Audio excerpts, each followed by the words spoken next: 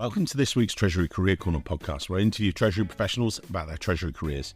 Each and every week, I talk to treasurers about how they build their careers, where they are now, where they see both themselves and the Treasury profession going to next. And a special thanks to Flywire, our fantastic sponsors. If you've ever wondered whether there was a way to ease your international transaction hassles, they're the guys to talk to. If you follow the link in our show notes, you can see me talking to my mate Greg Levin, their Senior VP of Sales.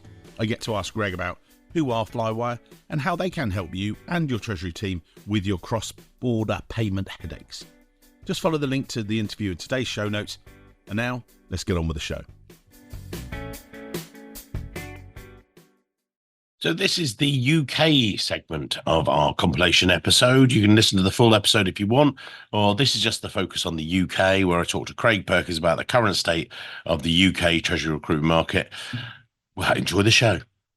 So we're talking about the outlook for 2024. I've got the lovely Craig Perkins. We will talk to Katie later in the show. So Craig heads up our UK division. Katie leads on Europe, and I focus more on the senior level and the US. That's where I'm spending a lot of my time. But Craig is all in on the UK. We've got some great events coming up in 2024. We've got one in April, and we got one later on in the year, a couple actually, one in June and one in November. So looking forward to seeing lots of Treasury professionals. But before then, Craig, can you maybe talk about what the state of the UK Treasury market is? Are there shortages? Where are you seeing the challenges, if you like? Yeah, thanks, Mike. There's definitely been quite a substantial, noticeable ramp up, quite a good time in the market in terms of a lot of internal teams making the most of the speculation of people thinking what might be out there for me. So you do see a lot of that, and especially we talk around the Treasury analyst, Treasury manager level of the market. There has been a decent amount of things out there. I'd almost go as far as to say the amount of opportunity probably outweighs their need, that shortage of talent, where actually the amount of talent in the market, the shortage is due to the amount of opportunity that is on the market at the moment. It's not as strong as some of the more prominent times of the year, but definitely in terms of the need for specific skills, yeah, it does spread like that kind of shortage, Mike. So, Craig, are there any particular areas which are in highest demand or the most difficult to recruit? What are you seeing, again, from the UK? What I would say on that note is that, and something that I did find going through most of Q4 of last year as well, is the ongoing demand for qualified Treasury accountants. And I can quite comfortably say, following a quite a good number of conversations in our market and introductions to new people even outside of our network, that just because you've got really good treasury analysts out there who are becoming qualified, ACCA, CIMA qualified, the general consensus is that some of these people who have even gone through these qualifications don't really necessarily want to get into treasury accounting. They want to utilize those skills to do other more operational things within treasury. And I think that's been one of the biggest challenges I found. And it's not a problem. I mean, to want a broader experience is fantastic. But it's certainly one thing that's proved more of a challenge, that people are more wanting broader remits now. But if they do want to go into sort of that middle office treasury accounting role, elevated salaries, a good area to go to springboard your career, do you think? I would say so, and absolutely making it very clear. If you've become fully qualified accountant within your current company, and they're not going to be able to utilize your new full skill set, let's say, then you're going to be looking externally for those opportunities, and they're going to pay well. I've had a number of conversations with clients and potentially new clients recently, even in January, where they told me about that their analysts and their team have recently become qualified or very close to becoming from last year, and when they might be coming this year. And I've sat down with them and gone, okay, you want to have that pay review booked in, when that's going to line up. And I don't mean that in a jest at all. Again, if you are more qualified, I do sometimes, particularly when we come onto education qualifications in the UK, and that's an interesting one, because sometimes when we're talking a bit further in the conversation, but when people get a treasury qualification, for instance, they then go back to their bosses and say, look, I'm more qualified, I'm more useful to you. And they say, yeah, but we paid for that qualification. And they say, yeah, but now I'm in higher demand. do I get a pay rise? And sometimes they're like, yeah, I'll talk to you about it in 6, 12 months. Whoa, hang on. That's when often I know that we get these, sometimes the lists come out, say, yeah, they've qualified, they're qualified. And a lot of the time, unless there's recognition of that internally, that people will approach us. On that part, educational qualifications in the UK, Katie and I talked about it. In Europe, it's less prevalent that they want a formal education, degree level and things like that. That's one of the things they want. And then maybe looking at treasury qualifications. In the US, there's the CTP.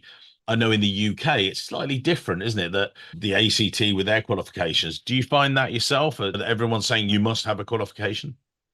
That's a good segue into that, actually, Mike. And yes, I would. You do tend to find at the more, not entry level, but at the kind of the more beginning of that journey to the more mid level of someone's treasury career, Right. it is prominent in terms of an expectation, I would say. Not so much in terms of needing to be a qualified accountant unless you're going down that kind of route. And like I said to you, backtracking slightly, even if you've got those accounting qualifications, I wouldn't be assuming that those people want to go into that part of it, of treasury. They want to have a bit more, broadness, which is we'll talk about that a bit later in terms of being one of the main reasons people are looking to make that shift over to something else. But the ACT is definitely prominent at that, at a more entry level, mid level of the market. Certainly, if you can be through your years and your tenure qualified for experience, it's not as relevant. It's always going to be highlighted on a job description. It always will be. That's not going to change. But certainly the need for it. If you've got good experience and you've got a good narrative and you can talk through that experience, you can give really great examples of projects you've been involved in. It's not as required. But certainly, if you, the question will be asked, and I can almost guarantee you, every single time, why have you not done this, or have you considered this? Because also they are thinking one of the best ways we're going to retain, and this will come another thing later, Mike, we're going to retain this talent is going to offer study support. If this person's got no interest in doing it, then it's an option that they can't use. Yeah, exactly. And actually flipping round the question, so that's a question to a candidate, if you like, about are you going to study, have you got qualified and things like that. The flip side, which we've seen, is about candidates asking clients about their working style practices and obviously hybrid. Now, again, covering Europe, Katie said it was early adopters. I think they were actually doing it pre-pandemic and things. US went all the way through and back, and then we've come to 5 days a week sometimes, and that's most negative effect on shortlists, if you like. I've had a couple of clients, oh, we're 5 days a week in the office. We're going, look, only 1 in 20 people wants to be in the office 5 days a week. So they've actually had to move to that hybrid or just literally not be able to recruit people.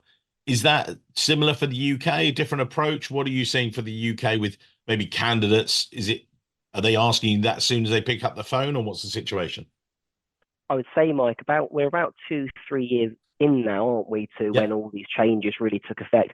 The vast majority of companies as a whole, and certainly Treasury departments, have settled in now. They've embedded in these new ways of working, whether that be through company policies or it's at the line manager's discretion, which is still quite a common thing. But that doesn't necessarily give certainty if someone's moving into a new role. And people want that certainty. I would actually say in the UK, one thing I have noticed, and this has been all the way through December and January, speaking to lots of clients and companies in the market, in the corporate space, is that it is actually been quite industry specific. We look at companies where you've got heavy amounts of workforces within like engineering or logistics, where a lot of the workforce can't work remote. So there's that uniformity approach, and they want to have, yes, they want to be collaborative, but they're also thinking, well, most of our workforce can't be remote. So actually, we're going to try and make it, fair across the field. Right, and so those companies, are using that as their narrative, but they know the challenges that's going to present them, because the majority of people, and the London average, as an example, is 2 to 3 days a week in the office. Yeah. Some companies in your Oxford, Cambridge areas are being even more flexible to encourage people, into those areas. So we're seeing that, but one of the most important things I would note around companies, employers embracing hybrid, is to understand that a lot of great talent out there have adapted their lifestyle. I've had a number of conversations this week with really senior professionals in the market where, you know what, during COVID, they bought a dog or they started a family and they've got a young family.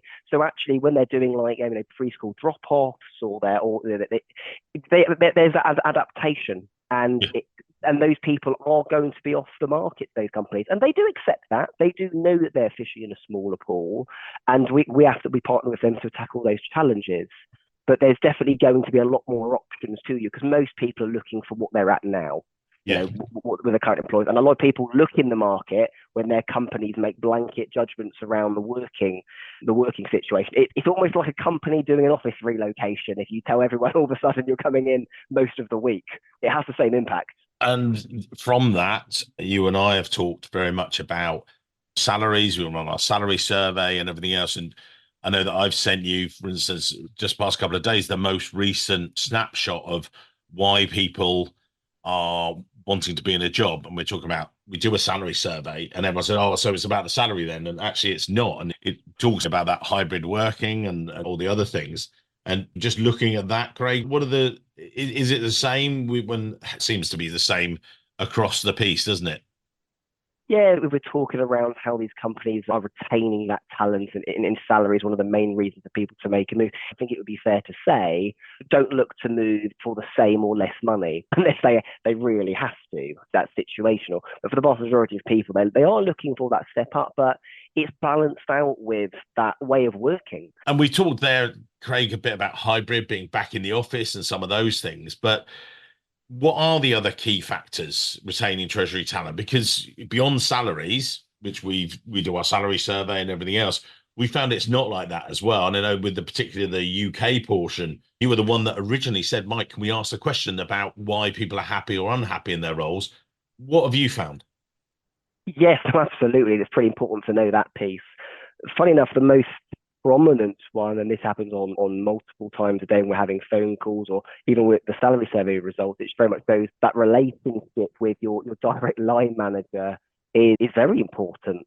People stick around in jobs largely down to, even if they don't feel like they're necessarily getting market rate, because actually they really value the partnership and the approach to work. So that good kind of work-life balance, the relationship you have with your line manager, with your boss, having that friendly, supportive team around you, and the broadness of your role. If you're pigeonholed into what you're doing, and that goes in the salary survey, might the result, I'm pretty confident, all come above the salary you're getting paid. Okay, and then we don't want to take too much time with the listeners and things like that, but overview of the outlook, if you like, for 2024. What are you seeing from the UK market? Katie and I talk about Europe and US later on in the show, but what are you seeing from the UK? Yeah, I think in the UK market this year, if it tails off the back end of the last quarter last year and it carries on through January as it is, there's going to be a good amount of opportunity out there. And so you're going to have the opportunity to be able to make good, informed decisions. And I think one thing is really important to bear in mind, and this is where we're mentioning myself here and mentioning what we do, it's important to note that when you look at opportunities out there that might be direct with companies, it's important to realize that your narrative and the story and your why isn't something that shows on your CV profile. And to be able to have an ability where someone can articulate that for you. Because if you upload your profile with all these opportunities that might be on the market, yes, you might get a meeting, but you don't really understand if it's the place you would want to work. To understand the culture beforehand, right. Because someone might describe the culture of a company on a job description, but you're taking it at face value what that team will look like, how that's going to structure out, and is it going to improve upon what you're on at now. So I think the outlook is going to look positive. I think it's important that people make good, informed decisions and look for guidance and support. We give out free advice. We're very happy to do that on all sides of the coin, whether you're a candidate or a client, and we want to advise on that piece. And I think embracing that part where, having someone else be able to explain your why you've been interested in the role rather than just taking a CV is going to be very important this year. Yeah, and I think actually you've got the experience. We've got, as a firm, 25 plus years experience. It's not a sales pitch. It's more just a statement of fact. Some of our competitors, if you like, they've lost their treasury teams or their treasury teams have headed off across into Europe and everything else, whereas we're still here. You're covering the UK. I'm covering the world, if you like, and a lot more US. Katie's here for Europe. It means that you've got three incredible consultants. I don't big us up on the podcast that much, but the fact is, if you want advice, call us. If you're looking to recruit, call us. But Craig, thank you very much. Any closing words for the UK, bar what I said, and we're going to move on. Then I'm going to talk to Katie a bit more. Yeah, just one final point, actually. This is based on a call I had very recently with someone really great in the market, was telling me they'd applied for a job they're really interested in, and directly, which was absolutely fantastic. And I said, no, hopefully you'll hear back. But they hadn't heard back, and it had been about 2 weeks. And I actually said to them, can I just ask you why it is that opportunity was, what was it about that was really right, so I can help you with other things we might have on the go come up in the future? And this person gave me a really great why, a really good reason. And I said to them, the shame about it is that they don't know that. And it's just a shame that there wasn't an opportunity to be able to tell them, not just me, but someone be able to tell them on their behalf. And that's our unique position with our clients. And even if we're not currently working with these companies, to be able to give someone a narrative as to why, because otherwise they're taking your profile at face value. And we can add that value, right? We want to be a partner. We want to make sure it's the right thing. And if I think someone was applying for something and I've done this recently and I don't think it's the right fit for them, I'll be very honest. I'll tell them. Yeah, if you're going into a role and you're at your weight class, I'll tell you. Great stuff. Thanks, Craig. We're going to move on to Katie. Thank you very much. Cool. Thanks, Mike. Thank you very much for listening to the podcast. I hope you enjoyed it. Wanted to catch up with you at the end of today's podcast to invite you to join us in 2024 at one of our Treasury Career Corner live events throughout the US, throughout Europe, throughout the UK. Actually, we're going to be right the way across. We start the world tour for Treasury Career Corner Live in New York on Wednesday the 6th and Thursday 7th of March. You don't want to miss them. You're going to be there. If you're in New York, please look it up, register. You've listened to the podcast. You can actually get to meet some of the guests live. You get to meet me live. I've kind of everything. But anyway, no, I hope you'll come and join us talking Treasury careers. Each event starts at 6 o'clock with registration. 6:30 to 7:30, I meet with the guests. I talk to them on a live panel. It's a live version of the podcast after all. And then we do networking drinks. So the first one, say in New York in Times Square, then we actually move on. We've only got 65 people per night at that. So we're booking up and then we're hitting the road. We're doing Treasury Career Corner Live in cities across the US, UK and Europe. We'll be at Kyriba Live in Las Vegas. We'll be at Texpo in Houston. We're also stopping off in Dallas. And then we've got other of our own events in Chicago, London, Athens, Luxembourg, Frankfurt. What could be better? So if you keep an eye on the website, we'd love to see you there. Keep an eye out for dates and venues. We're coming to a city near you. If you want to connect with us, just reach out to me. Can't wait to see you in 2024. Treasury Career Corner Live, the World Tour. See you soon.